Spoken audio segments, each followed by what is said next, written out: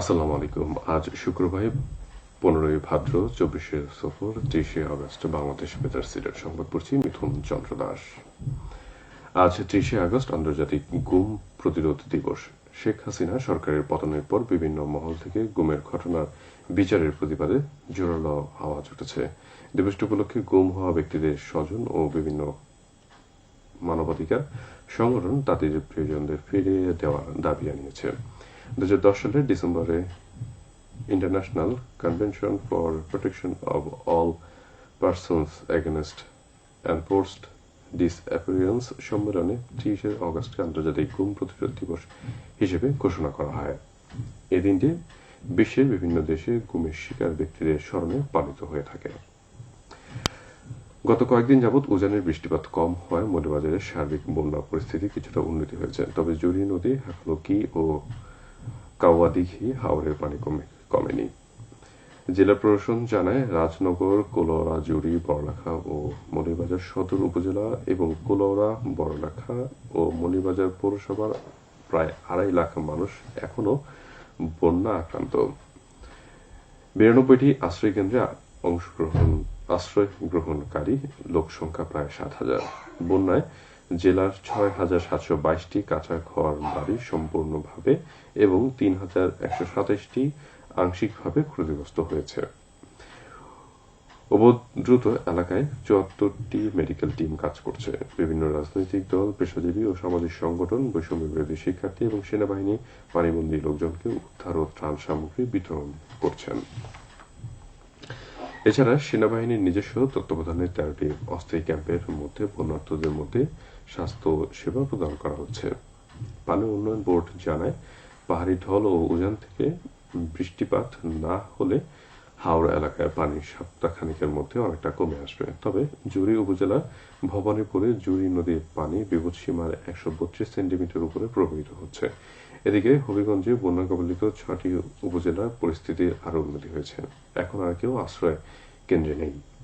সরকারি হিসেবে জেলার প্রায় 16,500 ঘর বাড়ি থেকে বন্যা পানি নেমে গেছে। যদিও নিম্নাঞ্চলের কিছু কিছু এলাকায় এখনো পানি রয়েছে। বন্যা কবলিত হবিগঞ্জ সদর, চুনারুঘাট, মাধবপুর, স্বাস্থ্যগঞ্জ, নবীগঞ্জ ও বাহবল উপজেলার 4টি আশ্রয় কেন্দ্র থেকে মানুষ বাড়ি ফিরেছেন। বন্যা কবলিত এলাকায় 49টি মেডিকেল টিমের মধ্যে এখনো মাঠে কাজ করছে 12টি টিম। সিলেট মহানগরকে হকার মুক্ত করার উদ্যোগ নেওয়া হয়েছে। আগামী রোববার থেকে শুরু হবে হকার মুক্তকরণ অভিযান। সিলেট সিটি কর্পোরেশনের প্রশাসক ও সিলেটের বিভাগীয় কমিশনার আবু আহমদ সিদ্দিকী এ তথ্য জানিয়েছেন। তিনি বলেন, 1 সেপ্টেম্বর থেকে কোনো হকার রাজপথে থাকতে পারবে না।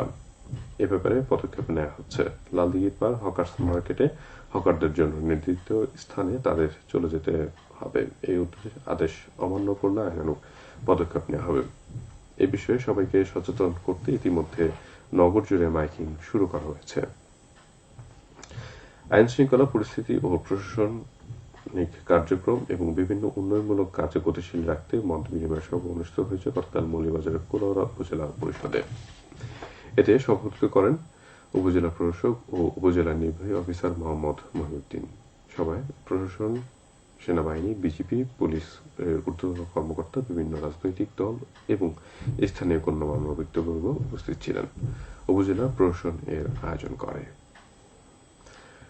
সচেতনতামূলক নারী সমাবেশ অনুষ্ঠিত হয়েছে গতকাল হবিগঞ্জ সদর উপজেলার আশারা উচ্চ বিদ্যালয়ে। অনুষ্ঠানে প্রধান অতিথি ছিলেন সাবেক উদ্যোগে ইলিয়াস বখত চৌধুরী।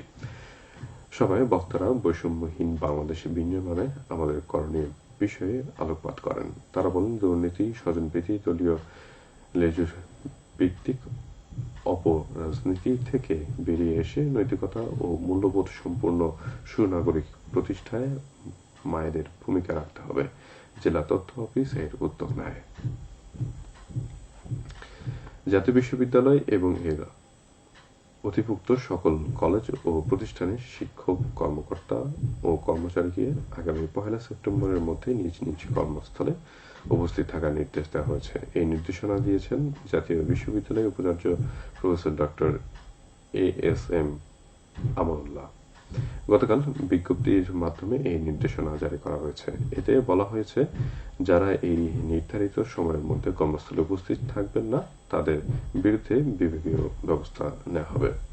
জাতীয় বিশ্ববিদ্যালয়ে সার্বিক কার্যক্রম বজায় রাখতে এই নির্দেশনা কঠোরভাবে পালন করার আহ্বান জানানো হয়েছে। বন্যায় ক্ষতিগ্রস্ত পরিবারের মধ্যে GR-এর চাল বিতরণ করা হয়েছে গতকাল মৌলভীবাজারের কমলগঞ্জ উপজেলায়।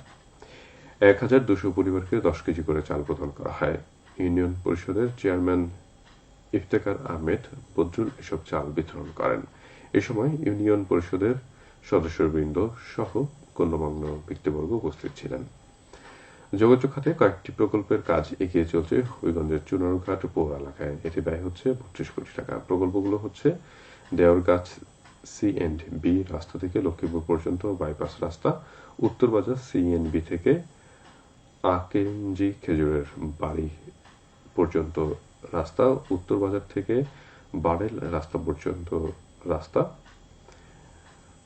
আমকান্দি থেকে বাল্লা রোড পর্যন্ত রাস্তা নির্মাণ সহ দক্ষিণ বাজার থেকে দেওরগাছ পর্যন্ত ড্রেন নির্মাণ। ইতিমধ্যে এসব প্রকল্পের 60% কাজ শেষ হয়েছে। চুনারঘাট পৌরসভা এসব কাজ বাস্তবায়ন করছে। সবশেষে আবহাওয়া। আজ বেলা 1টা পর্যন্ত পূর্বাভাসে বলা হয়েছে সিলেটের পার্শ্ববর্তী এলাকায় দক্ষিণ পূর্ব দিক থেকে অস্থায়ী ঘন্টায় সর্বোচ্চ 60 কিলোমিটার বেগে দমকা থেকে ঝোড়ো হওয়া বয়ে যেতে পারে। সেই সঙ্গে হতে পারে বৃষ্টি অথবা বজ্রসহ বৃষ্টিপাত। এসব এলাকা নদীবন্দর সমূহকে 1 নম্বর সতর্কতার সঙ্গে দেখে যেতে বলা হয়েছে। আজ সিলেটে সূর্যোদয় হয়েছে 5টা 33 মিনিটে এবং সূর্য অস্ত যাবে সন্ধ্যে 6টা 12 মিনিটে। সংবাদ শেষ হলো। আমাদের পরবর্তী স্থানীয় সংবাদ প্রচারিত হবে দুপুর 1টা 5 মিনিটে। আল্লাহ হাফেজ।